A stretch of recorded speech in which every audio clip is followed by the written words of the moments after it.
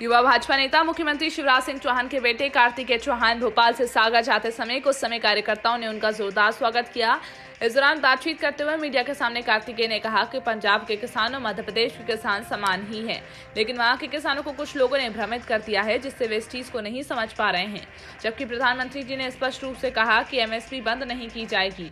वहीं दूसरी ओर उन्होंने कोरोना को लेकर बदले आर्थिक हालातों के सवाल पर कहा कि प्रदेश के मुख्यमंत्री और देश में नरेंद्र मोदी प्रधानमंत्री के रूप में पूरे देश को आर्थिक परेशानियों से उभारने में लगे हैं। आज सागर का दौरा था, लेकिन विदिशा के मेरे साथियों ने जिस प्रकार का स्वागत किया है, हर बार जब भी मैं यहाँ से निकलता हूँ तो पूरे दिल के साथ आप सब यहाँ इकट्ठे होते हैं। आप सब ने नारा दिया, कार्तिकेय आगे बढ़ो, हम तुम्हारे साथ हैं। मैं आज सब युवा साथियों को बताना चाहता हूँ आपके माध्यम से कि आगे हम बढ़ेंगे और हम इस देश के साथ है, इस मध्य प्रदेश की प्रगति और विकास के साथ है। केवल मैं अकेले आगे नहीं बढ़ूंगा, मेरे साथ मेरे युवा मोर्चा के प्रत्येक साथी जो मेरे साथ संघर्ष कर रहे हैं, जो मेरे साथ संघर्ष नहीं भी कर रहे हैं, हम सबका काम है भारत को आगे बढ़ाने का। तो इस मिशन को लेकर कार्तिकेय आज विदिशा भी आया और आगे सागर भी जा रहा है। जब तक अपने मिशन की मैं प्राप्ति नहीं करता, तब तक हम युवा आराम से नहीं बैठेंगे, विश्राम से नहीं बैठेंगे और यूं ही जन कल्याण के काम में लगे रहेंगे। कई युवा बेरोजगार हैं, काफ़ी देखने में आया, कोरोना भी काफ़ी फ्री हुआ है उनके बाद। कोरोना काल ने केवल हमारे देश को आर्थिक संकट में नहीं डाला, बल्कि स्वास्थ्य संकट और कई प्रकार के संकटों में डाला। लेकिन कोरोना के इस समय से लड़ने के लिए, जो उससे परिस्थितियां पैदा हुई हैं, उससे निपटने के लिए आत्मनिर्भर भारत का, जहां प्रधानमंत्री जी ने एक तरफ रोड मैप दिया, वहीं दूसरी तरफ आत्मनिर्भर मध्य प्रदेश का रोड मैप माननीय मुख्यमंत्री जी ने देने का काम किया।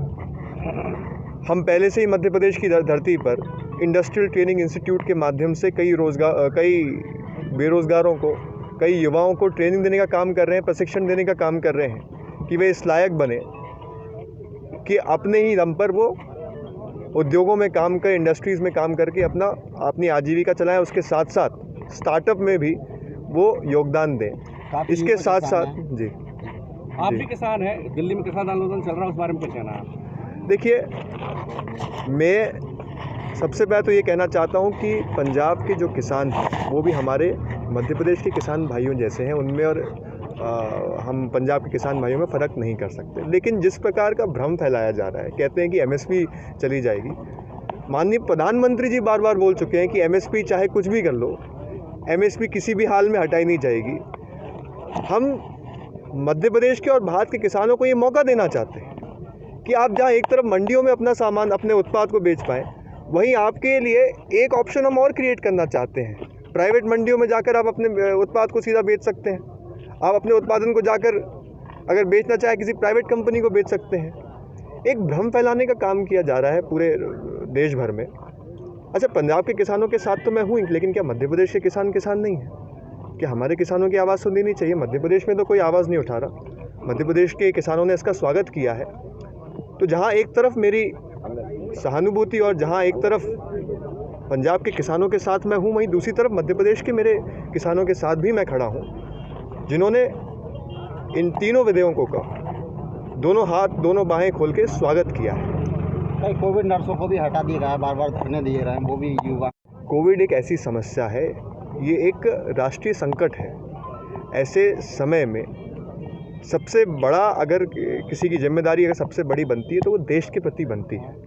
अब हटाने के कारणों पे मैं स्पष्ट रूप से नहीं बोलूँगा, लेकिन एक डॉक्टर होने के नाते, एक नर्स होने के नाते प्राइमरी ड्यूटी बनती है कि आप लोगों के स्वास्थ्य की तरफ ध्यान दें। आंदोलन इस क्षेत्र में मैं मानता हूँ कि लोगों के स्वास्थ्य के कॉस्ट पे हम नहीं कर सकते, इसलिए जो कारण होंगे हटाने के, उस पर मैं कमेंट नहीं करना चाहूँगा। लेकिन ऐसे समय में आंदोलन करके मैं नहीं चाहता कि स्वास्थ्य व्यवस्था मध्य प्रदेश की, कि उस पर कोई प्रभाव पड़े।